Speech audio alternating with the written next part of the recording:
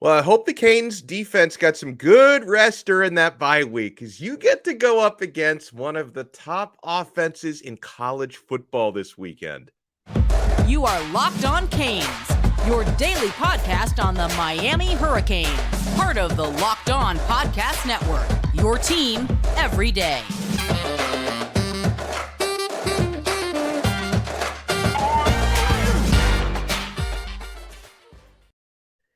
I am Alex Donno, your host. I'm a University of Miami alumnus, radio host on the Miami Hurricanes postgame show, and contributor to allhurricanes.com. Thank you so much for making Locked On Canes your first listen today. We're available free wherever you get your podcasts and available free on YouTube. Finally, we're out of the bye week, and we are in a game week, my friends. This episode is brought to you by LinkedIn Jobs, the official college football recruiting sponsor across the Locked On College Network. LinkedIn Jobs helps you find the candidates you want to talk to faster. So post your job for free at linkedin.com/lockedoncollege. Terms and conditions apply. So the Hurricanes this weekend, after just having gone up against an air raid in Middle Tennessee a couple of weeks ago, they go up against an air raid on steroids this coming week against North Carolina. The Tar Heels this season, and you saw them putting up 1,000,000 points against Virginia Tech over the weekend. North Carolina is averaging 507 yards of total offense per game. That's good for sixth in college football and number one in the ACC. They average 319 passing yards per game, led by Drake Maye with their passing attack. That's, of course, pass defense is where Miami looked most vulnerable last time out, giving more than 400 yards of passing up to Chase Cunningham and the Middle Tennessee Blue Raiders. We have so much to break down, so little time. That's why we bring in the man, the myth, the legend. You're my boy, Blue. Larry Blustein joins us from South Florida High School Sports.com from 560 WQAM. Blue, how you been, sir? I'm doing good. You know, the week off from the Hurricanes kind of like, I'm sure it did everybody a little bit good to kind of step back and, you know, get away from what has happened the last couple of games that they played. But definitely, you know, back on the recruiting trail, seeing a lot of games. Hurricane Ian definitely kind of disrupted some of the South Florida games and stuff. But we're back and thinking about the rest of the state of Florida and Puerto Rico and all the other areas affected by this crazy storm. Amen to that. Now, Blue, I'm tempted to try not to judge, you know, Miami's defense strictly by their best or by their worst, because I thought that their most complete performance, where they looked really tight and effective in coverage, was against Texas A&M. By far, their worst performance is that debacle against Middle Tennessee, where that quarterback is still throwing 98-yard touchdowns to this day. So I'm sure that the real Miami defense is somewhere in the middle, maybe closer to the one that, you know, kind of came on in the second half against Southern Miss and pitched a shutout in the second half there. So, Blue, what are you expecting this coming weekend? Because I think that this is the type of North Carolina offense. They're clicking on all cylinders. I don't think you can stop these guys. Like, you're not going to suddenly limit them to like 250 total yards when they go over 500 per season. Like, they're going to get their yards. They're going to get their points. But can Miami do enough to contain them and make some key stops? What's it going to take? Well, first of all, Miami still has bad memories of North Carolina and then putting up 1.5 million yards against them 3-4 years ago. To answer your question, probably they can. Will they? You have to have personnel, and that's one thing. Miami doesn't have enough personnel, and that's the one thing. So it's going to be, I'm sure, last week and into this week as well, it's been all about coaching and trying to come up with schemes. Because as I always relate to everybody, if you run a 4.3 yard 40 in Chicago, you'll do it in Miami as well. So North Carolina is who they are. I watched them against Virginia Tech. They get the ball out quick. They distribute extremely well. They pass well. They're not the running team, but they can run the ball if needed. So to answer your question, Miami just needs to play better football. If they come out on the short end, so be it. It's a learning experience, but don't get embarrassed. And this game has the potential to see Miami get embarrassed at home because we're using the Middle Tennessee State game as a reference, and Miami couldn't stop a lot of kids on that team that wouldn't even come close to starting in the 2 deep for North Carolina. So you're looking at a personnel. I think what happened is your coaching is going to your defensive coach Steele is going to have to be extremely, extremely on top of this game. He's going to have to make some calls that may be a little bit out of the box, but they're going to have to slow him down. Stopping him is going to be awfully tough. If they stop them, that would be amazing. But slowing them down is going to be the key. And from a defensive standpoint, they're going to get their yards. They're going to get their points, but you're going to have to limit those big plays. If you're going to give up, drives of 70 yards and 12 plays, so be it. I mean, that's the way football is supposed to be played, but don't shorten the field. Don't make mistakes. And I think I made that point right before the Middle Tennessee game and the A&M game that don't help these teams. They don't need your help. They're good enough. They don't need your help. And same thing with North Carolina. Don't get personal fouls. Don't continue to jump off sides. Don't give them the advantage. If they're going to beat you, let them beat you at your best. Don't you think, and going back, and I love Kevin Steele, by the way, so I'm not trying to talking about Steele the way anyone talks about Josh Gaddis, because he gets a lot of disrespect as Josh Gaddis, but we'll get to the offense. But Kevin Steele, I just thought he, from my perspective, didn't really get it right against Middle Tennessee, playing so much man coverage and leaving his receivers on an island. I think he probably underestimated MTSU's talent and maybe overestimated his own defensive backs a little bit. So don't you think, and I'm assuming he's learned from that we're probably going to see a lot more men dropped back into coverage, and we're going to see a lot more zone than we saw last time. Because if they man up like they did against Middle Tennessee, I think it's going to be a 700 total yards type of night for North Carolina.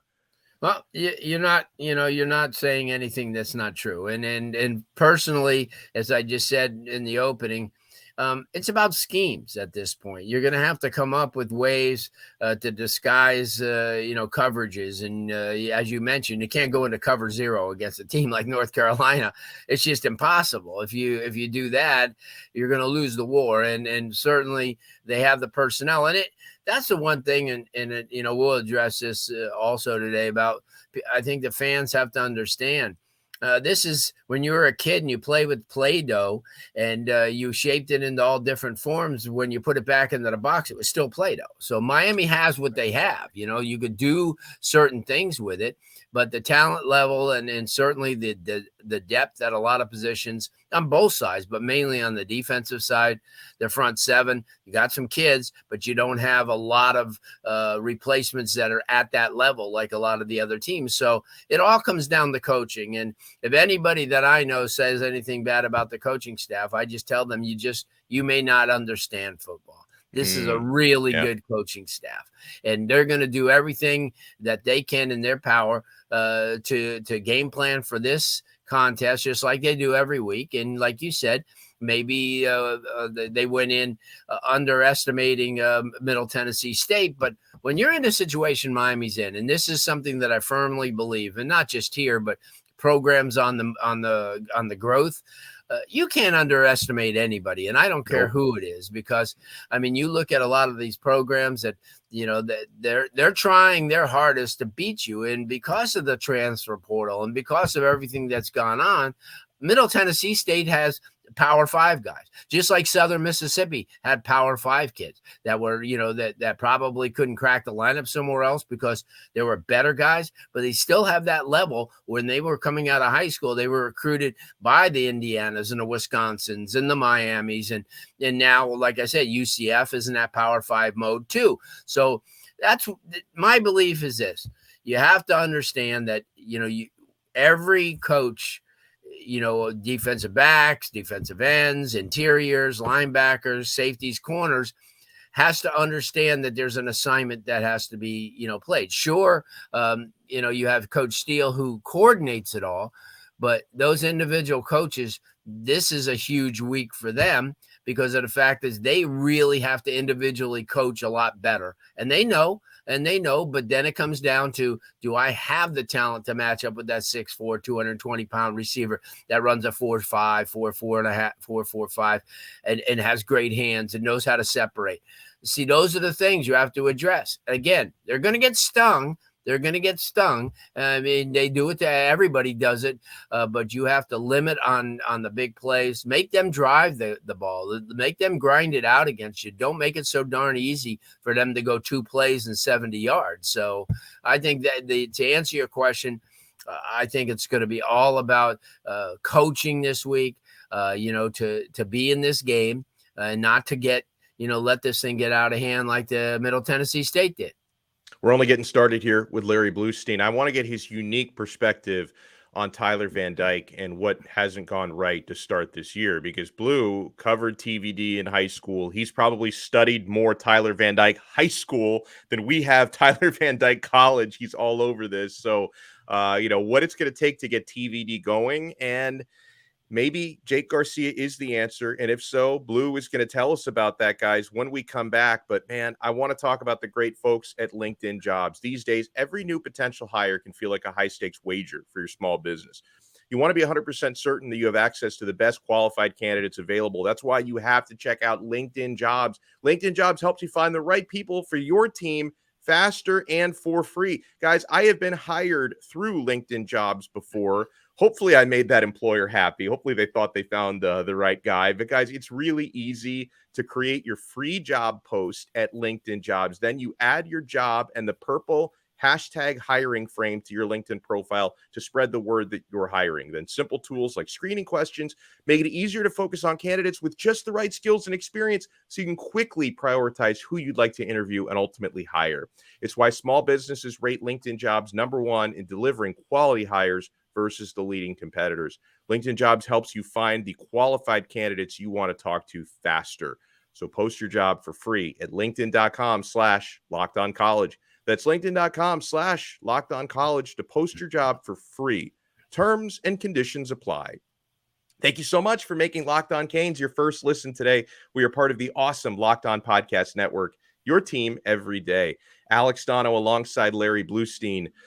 Blue, there are a lot of people trying to jump ship on the Tyler Van Dyke era, and I've flirted with it. Okay, I'm at about my last straw here, especially seeing Jake Garcia come into that Middle Tennessee game and just look sharper and more decisive and more accurate in that offense than Tyler did. With that said, I'm expecting them to stick with TVD at least for one more game. And Blue, like, there are plenty of things that obviously have been affecting Tyler, like changes from last year. I'm not going to call them excuses. I'm going to call them changes from last year. Offensive scheme change. Different wide receivers, including losing your top 2 targets from last year, and then your top target this year gets hurt after the second game of the season. And even Jacoby George, right when he comes back and makes a couple of nice catches, he's injured out for several weeks as well. But to the other side of it, Blue, it also looks, honestly, like Tyler Van Dyke has allowed his mechanics to regress. Right? I've got to think it's something mechanical or maybe even mental when I see him missing open wide receivers by 5 yards and staring down receivers on a lot of occasions. So, Tyler Van Dyke, having studied him more than most, what is it going to take to turn Tyler Van Dyke into the player he was last year? Well, first of all, his confidence was shaken, and certainly because of the fact that what you just mentioned, they had 2 premier receivers last year that probably we kind of took for granted at times. But between Rambo and Harley, they made plays that in fact, even on bad passes. I just rewatched 5 games from last year, and I saw what a difference that they made. He made the throws, but they had to make some really good catches, and they did. So your playmakers on the offensive side of the ball make a huge difference in everything. I mean, you look at a Tom Brady or some of the great quarterbacks.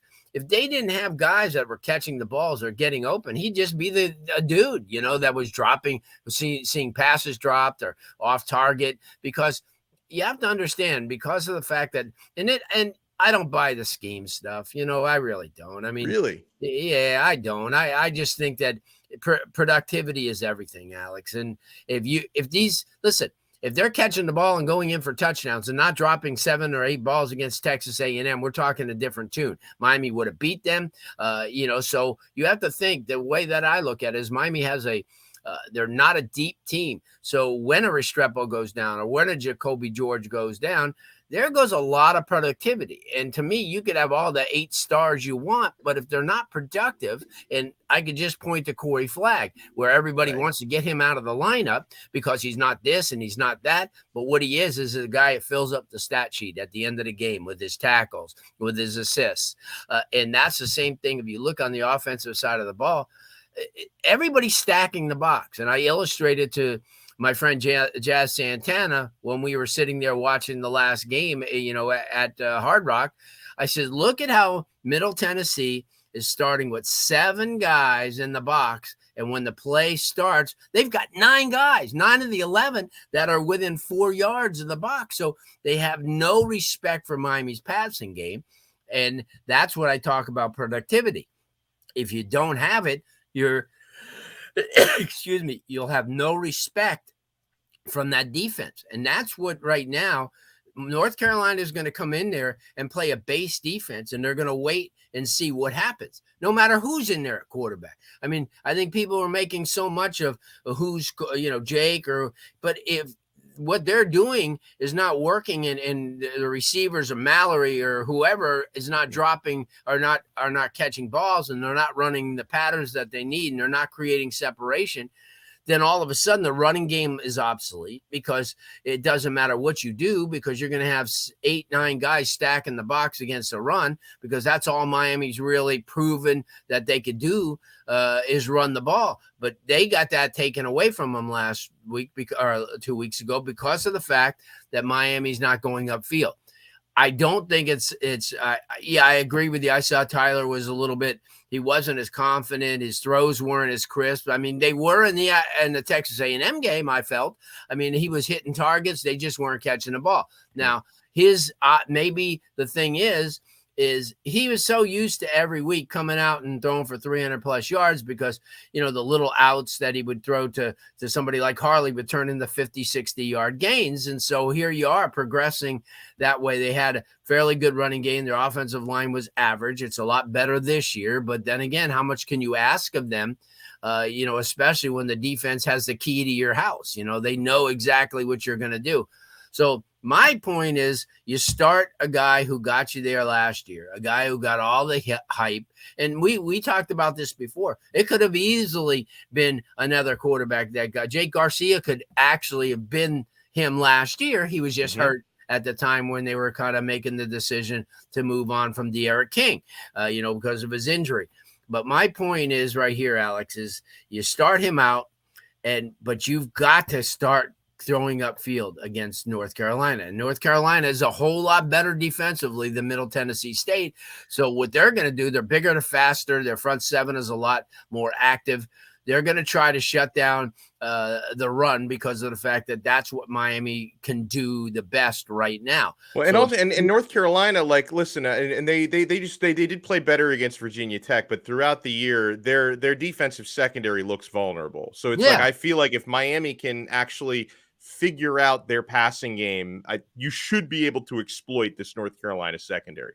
You should, but they should have done it against Middle Tennessee State too. But the whole thing is my point here is you have to get your, so if Will Mallory has not been catching the ball, then you go to Skinner, and you go to somebody that's going to catch the ball. Arroyo, but Arroyo dropped a couple of passes too that were to him. You've got to get guys, and that's the one thing that Restrepo meant to the team, because I fully 100% believe that if Restrepo's in the game against A&M, they win, because he's good for 7 to 10 points, and there was your margin right there. And especially because Miami played extremely well on defense. But although my thoughts on Texas A&M, I always say shame on them. They've had a 5-year running start, and they're an average at best team. They really are. They have no quarterback that has quarterback play. Their offensive line is not deep. So that's what I'm saying. That's for Miami fans. I'm preaching this to you. Miami will be 1 billion times further ahead than anybody else after 4 or 5 years, because it's just, you look at the coaching staff, you look at the way they're recruiting, but guys that they have, I don't care if you're a 4-star, 5-star, or no star, you got to make plays. You have to make plays, because if you don't make plays, you're just an average Joe, and you can run fast, you could be big. And that's why I think that all these guys looking at Miami now, and was asked this question several times over the last few days. Do you think it's diminishing? You think that these kids are watching these Francis Maragoas and then guys like that are watching now and go, oh my gosh, they're not. They're looking and saying, hey, I've got the opportunity a year from now to be in on the national spotlight because, evidently they don't have a guy at that position better than me. And that's what they're looking at. And to me, you look at a Ray Joseph or a Robbie Washington or, any of the kids that they're going to bring in offensively, 3 tight ends that I think are as good as anybody. I mean, you bring in 3 tight ends like they have on the wire for 2023. That's Iowa stuff. Iowa gets kids like that where they have 2 first-round draft picks, at the tight end position. It's all about personnel. And I think right now this coaching staff assembled, come on. You look at their resume, look at everybody and what they've done in the past. They're not just going to, go into amnesia on how to coach. They're not, but they have to have personnel. And you could draw things up all day, Alex. And this is what I always said. And I'm sure that this is frustration. And Mario's got to stop taking blames. You see, he's quick. Oh, it was my fault. And no, it's not your fault. Your days of playing that game are over. You're coaching. Your game plan is spotless. I know it is because I watch what they bring out. But if they don't execute, it makes them look bad. But if you know the game, it's on the personnel. It is 100% on this personnel. Catch a ball, make a run, make a block, make a tackle. Because if you don't do it, you're putting a bad light. Because the average fan, and I'm not knocking the fans, but you have to understand, if you're a carpenter and you're doing it 24 hours a day, 7 days a week, I'm not going to come in and tell you, oh, wow, this is wrong, that is wrong. But the same thing is I watch football around the clock. I've watched it for 52 years. And I know when you see what's going on, you can say, well, this is a personnel problem. This isn't a coaching problem. I mean, I blew up at somebody the other day where they said, well, Mario's on the hot seat. What? Oh, my God. Blue, welcome to my life. I get that in my comments every single day. And sanity, I've had to work at it in the last week. I've had to work at my own sanity. Yeah, but that's, the way I feel. So if any Hurricane fans are listening, you got to give this time, no matter what happens this year. If they go 500, if they don't, if whatever they do, you got to understand this is a progression. And this is not how it's going to be in another year. And this is not how it's going to be in 2 years. So I know that the fans are extremely tired of hearing, oh, we're going to be this and we're going to be that. And I understand. And I fully understand. But right now, you've had an opportunity with what's on board in the recruiting class now and some of the guys that they're targeting for 24 to fully buy in. And I know it's frustrating and people spend money on tickets and they go to games and, the experience is tougher when they walk out of there and lose to a Middle Tennessee State. But you know what? That's how things are. You look back, Florida lost to Georgia Southern. Last year, my FSU lost to Jacksonville State, and they're 4-1 this year. It's because, and their fans are not, they at last year at times they were calling for Norvell's head. But you know what? When you understand, you step back and you think what's going on, you say, wow, Mario's resume. And people say, oh, he was awful at Oregon. He couldn't win the big game. Huh? Come on. Let's I love it because I get that as well. I get the angry X's. Like I get Oregon fans who turn up in our comment. This is just who Mario is. They said, and I'm like, okay, did you feel that way when he won 2 Pac-12 titles? Did you feel that way when he went to Ohio State and won last year? It's like, okay, totally disagree with those. They always bring up, well, look, he kept getting out coached by Utah. Well, you don't bring up the instances where he won big games. All right, well, when we come back, I got a couple of very important questions to ask Larry Blustein. Wide receiver recruiting is among them, my friends. So make sure you keep it locked right here to Locked On Canes. And guys, make BetOnline your number one source for football betting info this season, like I do. I'm on BetOnline literally every day, guys. Find all the latest player developments, team matchups, news, podcasts, and in-depth articles and analysis on every game you can find. And as always, BetOnline remains your continued source for all your sports wagering info with live betting and up-to-the-minute scores for every sport out there. It's the fastest and easiest way to check in on all your favorite games and events, including MLB, MMA, boxing, and golf. Head to betonline.net or use your mobile device to learn more. BetOnline, where the game starts. Alex Donno and Larry Blustein with you here.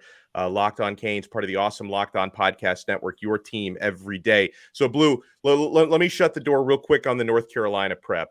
Going back to quarterbacks, would you consider starting Jake Garcia this week, or do you still think it's Tyler Van Dyke's team for now? Tyler Van Dyke's team. You start with him. You play it by ear, see what goes on. But I'm not a big, you ruin the confidence. I mean, if in baseball, if a guy has a one hitter going and he's winning 1-0 and they take him out because they figure, somebody can close or this or that, they don't get angry. I mean, they get frustrated but people aren't saying, oh my God, they got a problem. No, it's just, all of them are wearing a uniform. Whatever combination works. You don't like to use two quarterbacks, obviously, but right. You're in a trying period right now. You're not going to win any national title. What you're doing is you're trying to set the table for the future. I think that Tyler deserves that respect, that he carried that team in the last year, and he carried him into the offseason where he was a focal point no matter where he went, kept Miami relevant.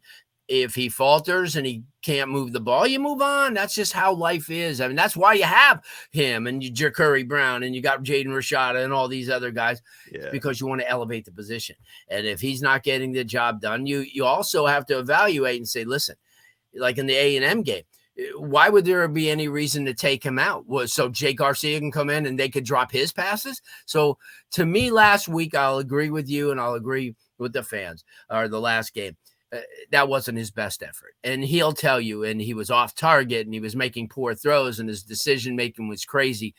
But give him that right to open up the ACC season as the starting quarterback for a program that when he left the ACC season last year, he was one of the best in the entire league. So I stay with him, but I wouldn't rule out, and people have to stop with their, we got to pull him as soon as he is 0 for 4. No, let him ride it out. Let's see what happens. Let the defense kind of help out too, trying to keep Miami in the game. But if he plays the way he knows how to, and these kids are open and he hits them and the running game, but my essential key to this game is you've got to get North Carolina out of that box, because if they start walking 9 and 10 up, you're never going to do anything against them. They're bigger, they're faster, they're stronger, and they're more talented than Middle Tennessee State was.